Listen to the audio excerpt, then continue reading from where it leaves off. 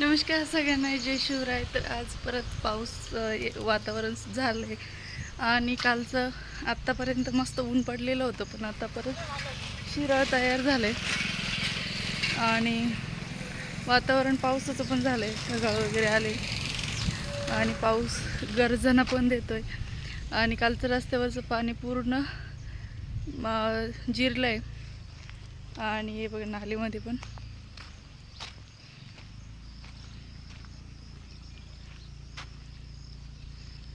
पाणी राहिलं नाही.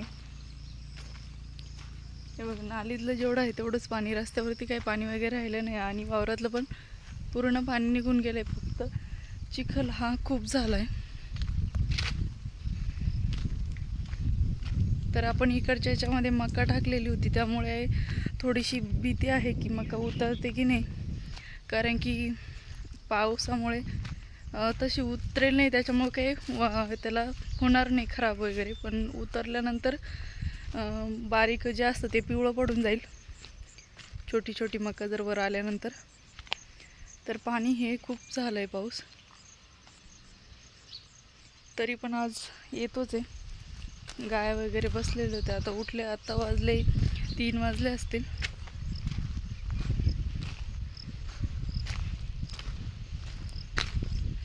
गाय उठल्या आणि गोरा पण इकडे, इकडे गाय आणि इकडे गोरा. तर दोघं पण काळे, त्यामुळे मला दाखवायला थोडं हे झालं.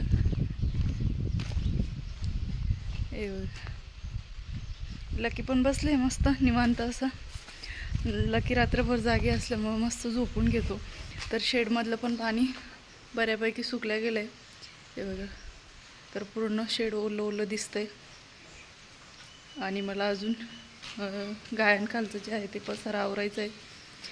पूर्ण गायांची क्लिनिंग वगैरे अजून बाकी, एवढं मॅटवरची करून घ्यायची. वातावरण तर खूप बाहेर डेंजर झालं आहे, असं वाटतं लगेचच पाऊस येईल. तर अजून घास वगैरे कटिंग करायचं बाकी राहिलं आहे. तर अजून आपल्या पेरण्या वगैरे काही झाल्या नाही आहे. आता हा पाऊस बंद झाल्याशिवाय तर काही पेरण्या वगैरे करता येणार नाही, कारण की अजून वावरांमध्येच पाणी तुंबलेलं आहे. हे बघा, तर आईन ते गेलेले आहेत आधी लहान्या बहिणीच्या इथे जाऊन आले. आता सुट्ट्या संपत आल्या त्यांच्या, नाशिकला जायचं आहे त्यांना. आपली मुलं नाशिकला शाळेत असल्यामुळे तर त्यांच्या आता सुट्ट्या ज्या आहेत त्या संपत आले. मग फिरून घेत आहे. तर ते की आता मोठ्या बहिणीकडे गेली आई 4-5 दिवसासाठी आणि परत तिकडनं आली की लगेच नाशिकला जायचं आहे. तर चला, पाऊस तर सुरू झाला आहे, वाजतं. चला मी पटापट काम आवरून घेते. बघा शेवटपर्यंत व्हिडिओ. तर हे का बघा, परत पाऊस सुरू झाला आहे. तर मगाशी व्हिडिओ काढता काढताच थेंब येत होते, तर परत आता जोरात पाऊस सुरू झाला आहे. रानं काही पाऊस वाळूनच देत नाही.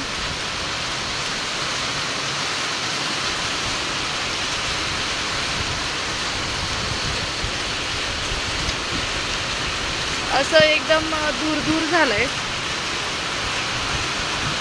तर हे बघा, इथे मी शेण भरून घेते आणि शेण मी सुकल्याने भरत आहे, कारण की हात पण खराब होत नाही आणि आपलं काम पण होऊन जातं. तर काहींचं म्हणणं असतं की हाताने वगैरे शेण भरलंच पाहिजे, तर तसं काही नाही, काम होणं महत्त्वाचं आहे.